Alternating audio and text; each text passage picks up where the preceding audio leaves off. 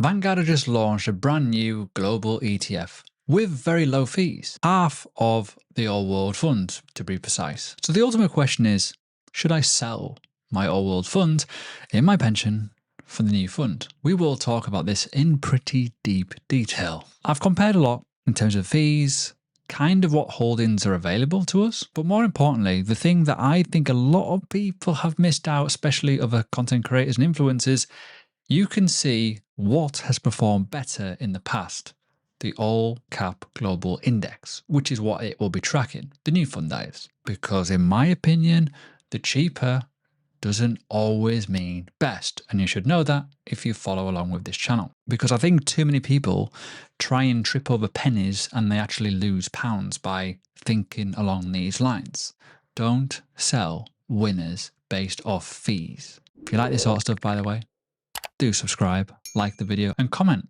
Do you like what Vanguard are now offering? Now on the screen, the old AI slop is appearing all over the place. I've been getting so many DMs and stuff, and I'll talk about other stuff in a minute, but this is like the presumption that people always have, and it really irritates me, to be honest, because this is a one-sided argument, and I think this data isn't even correct, to be honest with you, that fees will always outperform. Not always, because the returns are missed massively. So when you look at stuff like this, it's very much wishy-washy. So just don't get, as I say, don't get caught up in it. Now, just for speed, I have put up a very, very simple diagram just to showcase what the differences are between the two. Not a lot, but the main thing you need to focus on is the index, which is where we're going to go a little bit deeper in terms of past performance. Now, in terms of my portfolio, just to go through it in more detail, it is year-to-date outperforming the All World Fund. You kind of want that to happen if you are buying individuals, so that's a risk that I'm taking. In my opinion, you shouldn't try and outperform the market too much, but as I say, you may well find, well, actually with individual stocks you might do. The thing that I have a little bit of an issue with, and I will talk about it in a bit more detail in a minute, many people will try and buy, say, the new fund to outperform the All World Fund, and I'll go through that in more detail. But this isn't perfect, right? Over the course of time, yes, my portfolio has done very well, but actually, I know it's not the best data, but technically over 5 years, it probably won't. Over a year, only just. The All World Fund, and I'm going to say this right now, is a really good fund, right? Don't try and grey the boxes here too much, because people look at it and think, it's a bit, it's doing well. Because yes, on the screen, on my ETF overlap, which you can get by going to the links below to Plus, it is a paid for thing. However, you can see that if you want to do the exact same thing, yes, the fees are heavier, but you could quite easily just put All World Fund together with a small cap ETF, which is absolutely fine. This one, very, very little overlap. It does what it says on the tin. Perfect, right?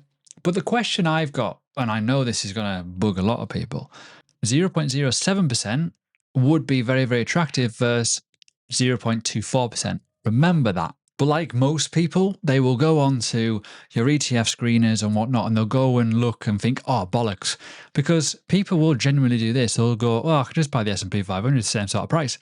No, don't do that, because you're going to have huge overlap. So always remember, more companies doesn't mean your results are better. It depends what you buy. So having, say, for example, the small cap with the All World Fund is absolutely fine, because that's what they are aiming to achieve with this one new fund. Now on the screen quickly, I've just put on a very, very simple graphic to showcase that the All World Fund over the last 5 years annualized has absolutely outperformed the All Cap Global Index. The returns, they're okay. They're all right. Don't get me wrong.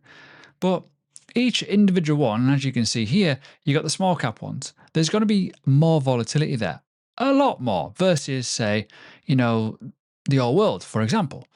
But as you can see very, very clearly, that technically the one with all of it versus, say, the All World, it doesn't outperform. So you got to look at that situation. I think over the last 10 years, the All Cap Index, which is everything, has only outperformed the All World twice.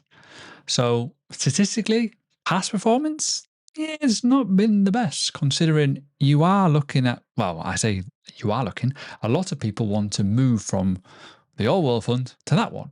And going back to this example here, yeah, 0.07% in fees seems a lot, but remember, it's only £7 every £10,000 that you have invested. So when we talk about the fact over a 5-year time period, we're looking at roughly 3.6% less performance. That doesn't matter at all, does it? Let's be honest here. This doesn't mean, by the way, that the All World Fund will always win. It's just proving a point that sometimes you need to do a bit more research and not just look at the fee side of it. Also, when you talk about adding, say, the small cap side of it, as you can see here, the volatility and the risk to reward and drawdown, it's totally different. So you are adding, yes, a bit more spice. I get it. And it may well pay off at some years, but those large caps that are literally like really dominating the fact of the S&P 500, the NASDAQ, are going to outperform most things if they do well anyways. So even though, as I say, over a 10-year period, 2 of those years was 2016 and 2020, where the all-cap global fund outperformed the all-world fund. But as I say, there's a big reason for that. 2020 was kind of, you get my point here. But in terms of price performance based off the all-world fund, I don't think you can dispute needing to move. I think the term is don't sell your winners comes very, very appropriate here. And considering over the last 5 years, annualized, we're looking at roughly 10 or 11%. That is amazing. And again, on my screen here, you can go to historical data. This is, let's just look at it. Over the last 5 years, there you go, pretty much 8%. That is with inflation. So obviously, yes, if you remove inflation, we're looking at that. It's ridiculous. It really is so good. Over the last 10 years as well, you cannot even consider why you'd sell that. Now, the biggest issue you have right now, and this is where we are right now, this is it technically on trading view. It's not the best. I can fully see that. But the cost of switching will be everywhere on this right now. Let me explain in more detail, because if I go down here a little bit, you can see already. Down here, I know it's not the most clear and obvious thing to see here, but assets under management is 10 million currently, according to this data. Volume is actually quite low. The ticker isn't the best on here. It is actually the same thing. No, the FTSE, it is the same thing, pretty much. But if I go into here with more detail in terms of this information, you're going to have huge slippage, massive slippage, which is going to be huge. A lot of the data isn't here yet. Again, another reason why it could be an issue. If people are yeeting their holdings into this pretty quickly and aggressively, you're going to get platform problems. You're going to get low liquidity. You're going to get really bad spreads, really bad order slippage, and all that kind of stuff. So just don't fucking worry about missing out, because I think I've proven a point. You're not going to miss out on anything. Buying into an ETF is not like buying, say, a new crypto or a new stock or an IPO. It really isn't, right? So just be mindful of that, because those potential gains you may think you're going to get, you might lose them. And, people, I'm talking about fees and advantage there. You may well get an awful order due to the spreads, and you might not even get your full position even filled. So what am I doing with my portfolio? I'm definitely not selling my all world fund. As much as I like the look of this fund, long term, it could actually fulfill a purpose. But right now, this is my entire holdings with my ISA and my pension. I do have, as you can see here, the all world fund. It's all right. It's got £37,000 in there. It's doing pretty well. Today is my best performing fund. Now, on Snowball, we can see that most of my funds are here, 65%. That's absolutely fine. But the situation is pretty clear here. Why would I want to sell my winners for something that is just brand new? No, that is just not the point. Yes, Val or VALL, whatever, deserves some serious consideration if you want a bit of small cap exposure. But I feel that my portfolio doesn't really grant me that sort of permission. I'm not really bothered about the fees. I couldn't care. Some of my fees are probably higher because they are income-based ones. My overall metric for me is I want the best quality ones, not what is cheaper. Sometimes in life, you go for the cheap stuff, it doesn't really work out in your favor. So just be mindful of that. By the way, if you want a link to Snowball, there's a link below, or scan the QR code. There's a discount coming very, very soon. So feel free to just get on their free trial. It's a really, really good platform for getting more data. But I am going to finish on that one final point about fees and why people are really, really turned on by it. So on the screen, I've just put it on again here, that you could be saving not a lot in the grand scheme of things. What is that to a £250,000 portfolio, for example?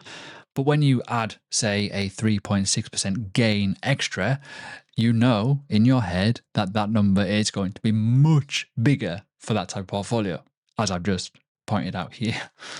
I do apologize. Money makes money, unfortunately. But the one thing that I do need to finish on, pick the exposure for you you're comfortable with. Yes, keep your costs reasonable. Keep your understanding correct in terms of what you want. And that's why I recommend my screener. It will help you massively to understand, is a fund good or is it crap? The best ETF you can have is the one that you can never question. That is the ultimate thing here. If you want to know more or learn more about ETFs and stuff, watch this video here. Massively help you.